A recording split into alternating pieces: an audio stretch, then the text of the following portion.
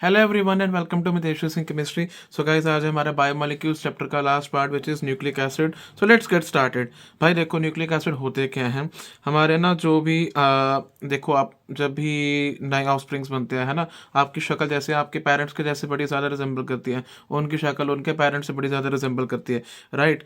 तो आपकी बेसिकली क्या होता है, आपके कुछ ना कुछ आपके करेक्टर्स जो वो इनहेरेंट है, एक जनरेशन से दूसरी जनरेशन, एक जनरेशन से दूसरी जनरेशन में जाते हैं, ठीक है। उसको हम बोलते हैं हेरिडिटी, ठीक है। तो आपका जो भी न्यूक्लियस है ना लिविंग सेल का, वो क्या करता है, वो आपके कुछ ना कुछ करेक्टर्स जो है वो उसको इनहेरेंट करके एक जनरेशन से नेक्स्ट जनरेशन से लेके आता है, उसको आप बोलते हो हेरिडिटी, ठीक है।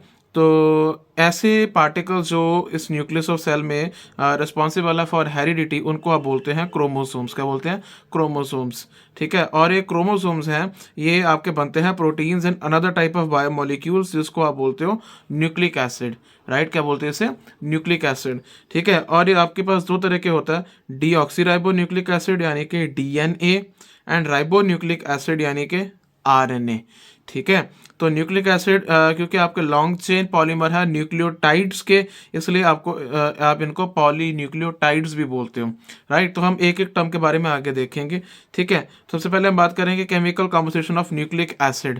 देखो, आपके पास न्यूक्लिक एसिड बना कैसे होता है, जो आपका कंप्लीट हाइड्रोलिसिस अगर हम कराए ना डीएनए या आरएनए का, तो हमारे पास ये पेंटोज शुगर मिलती है, फॉस्फोरिक एसिड मिलता है, and nitrogen containing heterocyclic compound मिलता है, जिनको आप बेस बोलते हो, ठीक है। चार होते हैं तो इसलिए आप इनको बेसिस बोलते हो, ठीक है। तो डीएनए में आपके पास ये जो शुगर वाली मोइटी होती है, वो होती है आपके पास beta D two deoxyribose, and RNA में होती है बीटा डी राइबोस।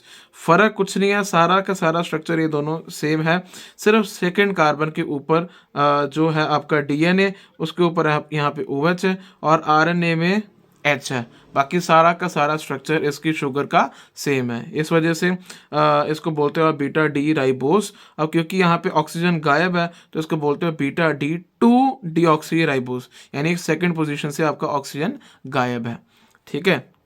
डीएनए में आपके चार बेसिस होते हैं, जिसको आप बोलते हो adenine, guanine, cytosine and thymine, ठीक है। चार बेसिस होते हैं। और आरएनए में भी आपके चार बेसिस ही होते हैं, जिसमें पहले तीन बेसिस तो हैं वो सेम है डीएनए के जैसे, बट जो फोर्थ है वो थायमिन की जगह क्या होता है, यूरासिल होता है, ठीक है। तो ये है इनके स्ट्रक्चर्स हैं, इनके adenine, guanine, cytosine, thymine and uracil, ठीक है बेटा। नेक्स्ट हम बात करेंगे स्ट्रक्चर ऑफ न्यूक्लिक एसिड। ये न्यूक्लिक एसिड का स्ट्रक्चर कैसे है हमारे पास, देखो ये बनता कैसे है। अगर आपके जो बेस है ना, उसके 1' पोजीशन ऑफ शुगर जो है उस पर अगर हम बेस को लगा दें, ठीक है। आपके जो जैसे आपके पास ये है आपकी शुगर, ठीक है, इसके 1' पोजीशन यानी आपके जो फर्स्ट कार्बन है, इसके ऊपर अगर हम बेस लगा दें, इसको आप बोलते हैं न्यूक्लियोसाइड।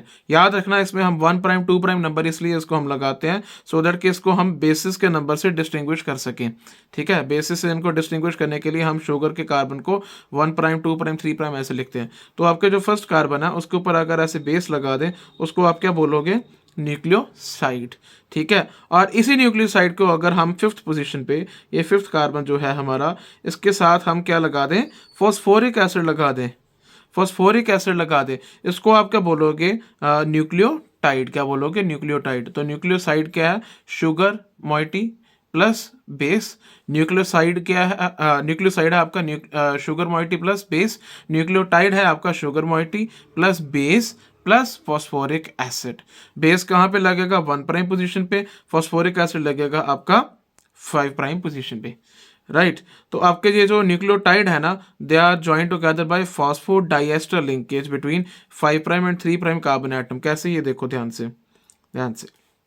अब आपके ये जो दो न्यूक्लियोसाइड है ना, ये कैसे ज्वाइन होते हैं, न्यूक्लियोटाइड सॉरी, ये आपके कैसे ज्वाइन होते हैं आपके, इसको ज्वाइन करते हैं with the help of phosphodiester linkage between ये 5' पोजीशन एंड 3' पोजीशन। तो आप यहाँ पे देख सकते हो आपके फॉस्फोडाइएस्टर लिंकेज यहाँ पर बनी हुई है।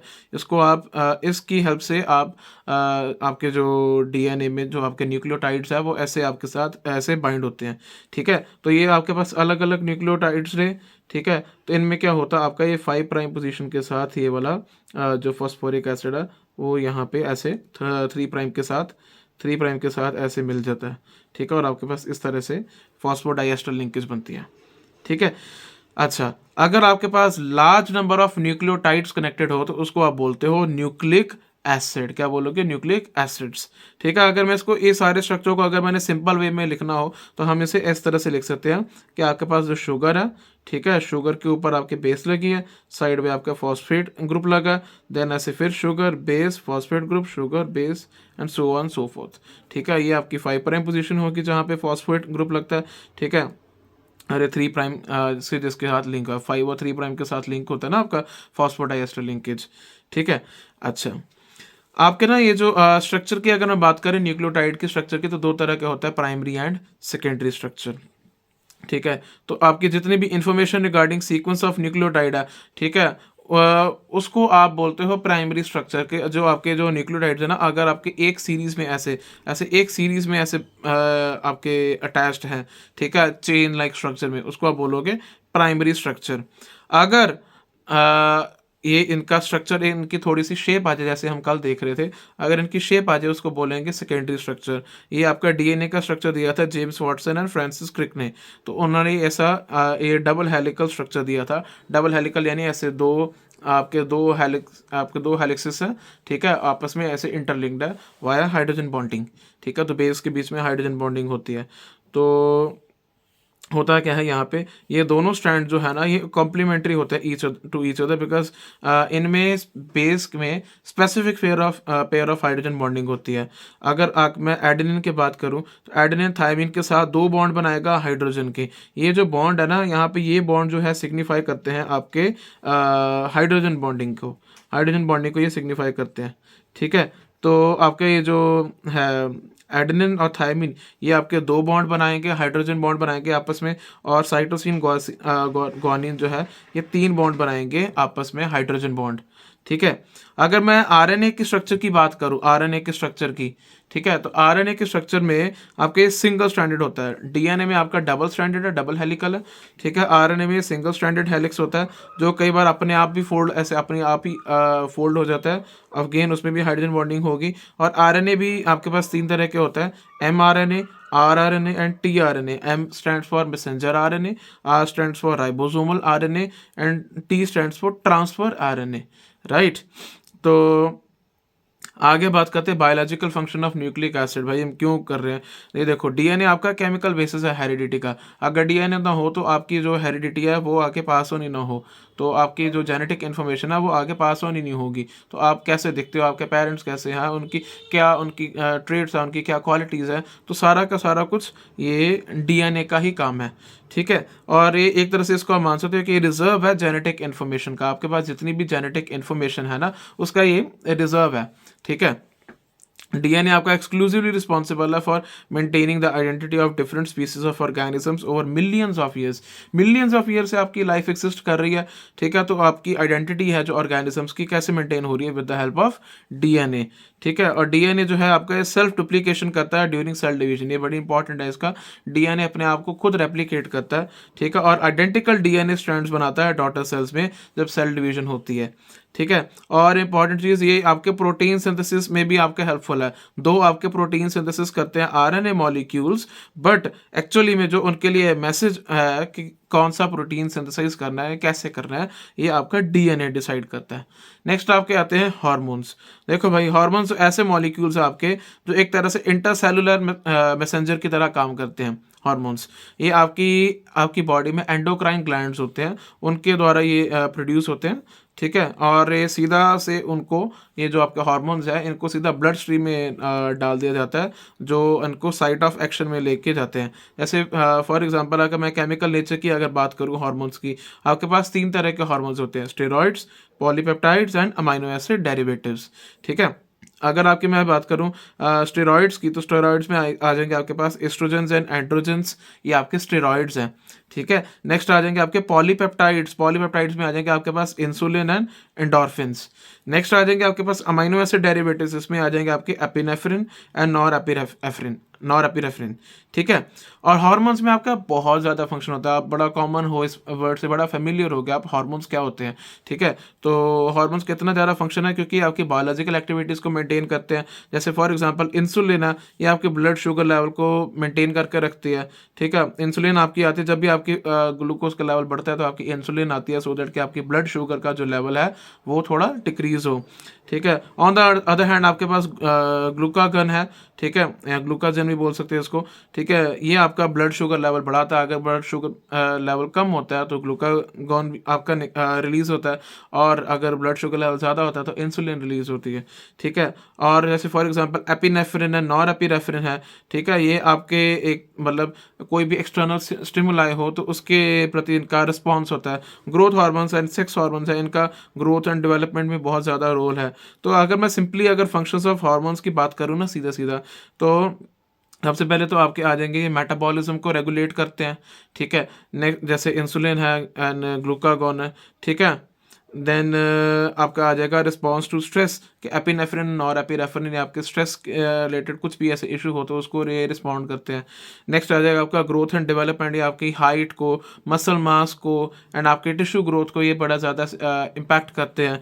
नेक्स्ट आ जाएंगे आपके सेक्स हार्मोन्स जैसे टेस्टोस्टेरोन एंड एस्ट्राडायोल, ये आपके जो सेक्सुअल हेल्थ है उसको और आपकी जो बॉडी की ओवरऑल डेवलपमेंट है उसमें बहुत ज़्यादा रोल प्ले करते हैं, राइट। इसकी हम ज़्यादा बायोलॉजिकल सिग्निफिकेंसेस में नहीं जाएंगे, ठीक है। और इसके आपके इंटेक्स क्वेश्चन बहुत बहुत बहुत ईजी है आपके। सबसे पहले कि विटामिन सी आप क्यों नहीं स्टोर कर सकते, आपने कल ये भी पढ़ा था, क्योंकि ये वाटर सॉल्युबल होता है, इस वजह से ये यूरिन के द्वारा एक्सक्रीट हो जाता है। नेक्स्ट आ जाएगा what products will be formed when the nucleotide from DNA containing thymine is hydrolysed. अभी आपने पढ़ा कि अगर आप कोई न्यूक्लियोटाइड को ऐसे हाइड्रोलाइज करोगे तो आपके पास क्या बनेगा, तो इसका अभी देखो आप answer. When RNA is hydrolysed there is no relationship among the qualities of different basis obtained. What does this fact suggest about the structure of RNA. भाई देखो, आरएनए की जब आप हाइड्रोलिसिस करते हो ना, इसको भी आप ट्राई कर सकते हो, इसमें कुछ इतना ज़्यादा माथापेची नहीं करनी है आपने। कि आरएनए की जब आप हाइड्रोलिसिस करते हो तो उसमें आपके पास अलग अलग जो बेसिस है उनमें कोई खास ऐसा रिलेशनशिप नहीं आता, ठीक है। डीएनए में तो आप देखते हो ना कि आपके हाइड्रोजन बॉन्डिंग हो रही है, आरएनए में क्यों नहीं होती। तो इसको सोचो थोड़ा सा, इसको लेके जाओ अपने थिंकिंग में एंड उसको ट्राई करो। ये दो क्वेश्चन बहुत इजी हैं, सोचने वाले हैं, ठीक है। इसमें कोई इतना समझने और कोई इतना कॉम्प्लेक्स वाला काम नहीं है अभी इसमें। तो इसी के साथ हम चैप्टर अपना कंप्लीट करते हैं। सो आई होप आपका ये जो 50% सिलेबस एक तो कंप्लीट हो गया, that's an achievement for all of us, कि अपना जो 50% सिलेबस हो गया, दैट इज़ आपके 10 में से 5 चैप्टर आपकी जो सेकंड वॉल्यूम है वो आपकी अब कंप्लीट हो गई है। सो नेक्स्ट हम क्या करेंगे, next we will start with the first volume from Monday onwards. तो कल संडे है तो अपनी थोड़ा रेस्ट वगैरह करो, अपनी रिवीजन करो ऑर्गेनिक की, जितने क्वेश्चंस कर सकते हो एंड स्पेशली एनसीईआरटी क्वेश्चंस जो हैं आपके, एनसीईआरटी क्वेश्चंस ऑर्गेनिक के, भाई इसको तो बिल्कुल भी मत छोड़ना, बिल्कुल भी मत छोड़ना, ठीक है। पीवाईक्यूज अगर कुछ रह भी जाए तो एनसीईआरटी तो बिल्कुल भी मत छोड़ना, तो that is the bare minimum, ठीक है। तो एनसीईआरटी क्वेश्चंस अपने अच्छे से करें, रिवीजन करें अपनी साथ साथ में, और आप कल का जो दिन है उसको अच्छे से अपना सारा ऑर्गेनिक को रिवाइज करें एंड हम मिलेंगे मंडे को। So till then, thank you so much and happy learning, stay blessed.